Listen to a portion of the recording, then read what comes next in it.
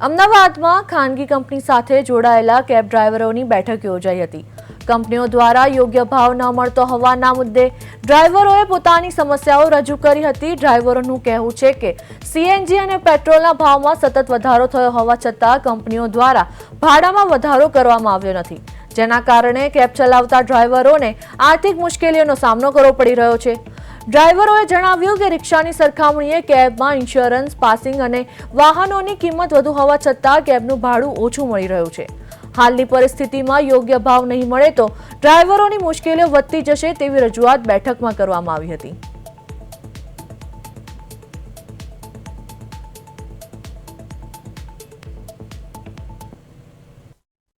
ટાગોર હોલમાં ટેક્સી ડ્રાઈવરના અર્થે એક આયોજન કરેલું હતું મીટિંગ, જે ફક્ત ડ્રાઈવરની હતી, પણ એનો મુદ્દલ હેતુ એટલો હતો કે ઓલા, ઉબર, રેપિડો,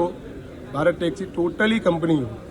જે ડ્રાઈવરનું શોષણ કરી રહી છે કે પૂરતું ભાડું નથી મળી રહ્યું, અત્યારના ખર્ચા પ્રમાણે ઘર બી નહીં ચાલતું ડ્રાઈવરનું, અને કસ્ટમરમાં એક એવી માન્યતા છે કે ડ્રાઈવર બહુ કમાય છે, જો ડ્રાઈવરને 50 રૂપિયા કસ્ટમરને વધારે આપવા પડે ને તો એમને તકલીફ થાય છે। એટલે એ વસ્તુ નથી, દરેક કસ્ટમરને બી ડ્રાઈવરને બી બધાને લાગુ પડતો એક સંદેશ આપવા માંગીએ છીએ કે ડ્રાઈવર બી ઘર પરિવાર લઈને બેઠો છે, એને બી ક્યાંક તકલીફ પડે છે, તો મોંઘવારી પ્રમાણે જેમ દરેકના ઘર પરિવારમાં પગાર, મોંઘવારી બધું મળે છે, વધે છે, તો ડ્રાઈવર બી એક માણસ છે, એનો ઘર પરિવાર છે, એને બી વધારો મળે એ દરેક કંપની, ગવર્મેન્ટ અને દરેક કસ્ટમરનો બી એક માણસાઈની રીતે એક ધર્મ છે કે એને અડધી રાતે બી ડ્રાઈવર ડ્રોપ કરે છે આજે સહી સલામત, તો એના ઘર પરિવારે માણસાઈ બતાવીને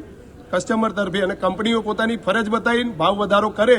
એના અનુસંધાનમાં આજે અમે આ મીડિયા પ્રેસ થ્રુ એક